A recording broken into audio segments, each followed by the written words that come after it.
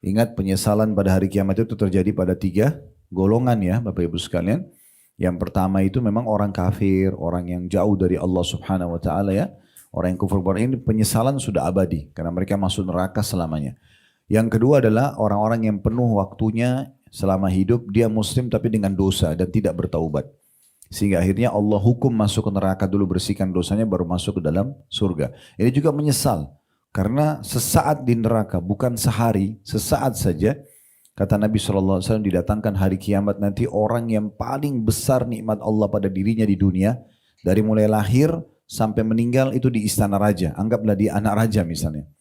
Sampai dia jadi raja pun dan dia meninggal. Lahir di istana, meninggal di istana. Tapi dia orang kafir.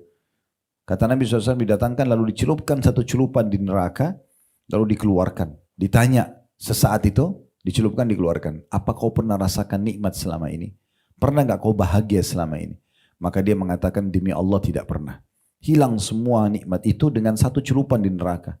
Maka sangat konyol kalau ada orang mengatakan oh gak apa-apa masuk neraka dulu. Nanti dibersihkan dosa saya baru saya masuk surga. Tidak usah susah-susah berpikir masalah neraka terlalu jauh. Ambil korek kalau kita mau, ini cuma contoh, bukan saya minta dipraktekin, tapi kita bisa bayangkan. Korek gas yang kecil kalau kita ambil, kemudian kita nyalakan dan kita letakkan jempol kita saja di korek api itu, maka kita akan rasakan panasnya luar biasa. Berapa detik aja.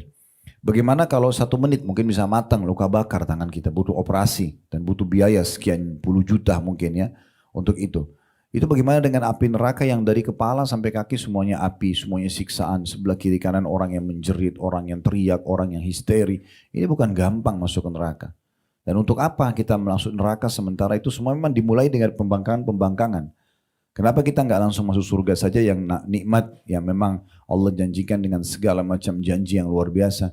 Kata Nabi SAW sampai masuk surga tidak akan habis masa mudanya, tidak akan lusuh bajunya, tidak akan buang air besar dan buang air kecil, makanan dan minuman yang dikonsumsi itu yang tidak dibutuhkan oleh tubuhnya, tidak keluar lagi maaf dalam bentuk kencing dan BAB, tapi dia keluar dalam bentuk keringat yang lebih wangi dari bau kasturi.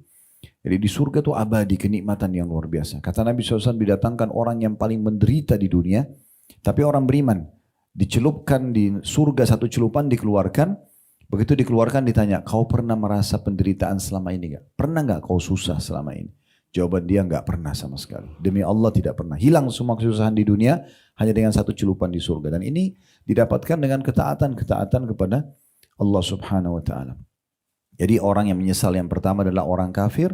Yang menyesal kedua orang banyak melakukan pelanggaran-pelanggaran agama dari dosa ke dosa. Kemudian dia tidak sempat taubat karena masuk neraka dulu. Dan penyesalan yang ketiga adalah orang-orang yang sudah masuk ke dalam surga. Tapi dia dulu di dunia menyia-nyiakan banyak kesempatan untuk ibadah. Nah itu. Jadi masuk surga pun dia menyesal nanti Bapak Ibu sekalian. Kenapa dulu coba saya sholat duha, saya dapat derajat yang itu loh. Tapi udah gak bisa diperbaikin. Dulu orang miskin yang minta sama saya itu kalau saya kasih, saya dapat yang ini loh. Dulu kalau saya hadir majelis yang ilmu yang sana, maka saya dapat derajat ini loh. Jadi banyak derajat yang tadinya depan kita bisa dapatkan hanya dengan ibadah yang sederhana. Dulu di majelis ilmu seperti ini, bantu beberapa detik sih kita keluarin uang kasih orang susah misalnya.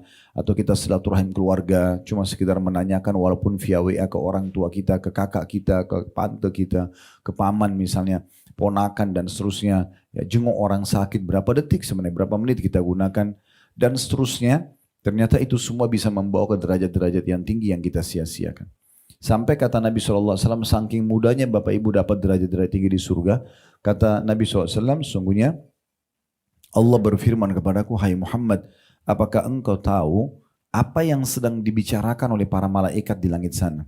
Kata Nabi SAW, iya. Mereka sedang membicarakan sebagaimana diwahyukan kepadaku tentang amalan yang paling cepat membersihkan dosa-dosa dan paling cepat mengangkat derajat. Yaitu disebutkanlah berwuduk di waktu-waktu yang tidak disukai. Kayak misalnya Bapak Ibu lagi wuduk, batal nih. Kan bagusnya wuduk lagi, nggak tunggu waktu sholat. Jadi selalu dalam keadaan suci. Nah itu kan waktu tidak disukai. Itu justru yang paling cepat membersihkan dosa dan paling cepat meninggi derajat, mengangkat derajat di surga. Dan juga berjalan kaki menuju ke masjid. Ya, berjalan kaki menuju ke masjid itu banyak sekali pahalanya gitu. Mungkin kalau ibu-ibu di rumah jalan kaki menuju ke tempat sholatnya, musolahnya, karena perempuan lebih afdal sholat di rumah. Maka itu yang paling cepat. Ini contoh amal-amal yang sederhana yang bisa dikerjakan. Nanti kita nyesal hari kiamat. Coba dulu ya, saya sebelum tidur selalu uduk, ya gitu. Padahal sebenarnya tidak ada yang menghalangi kita untuk uduk sebelum tidur kan, cuma rasa malas saja. Tapi itu aja sudah buat kita menyesal nanti Bapak Ibu sekalian. Apalagi amalan-amalan yang besar yang sengaja ditinggalkan. Oleh karena itu hati-hati ya.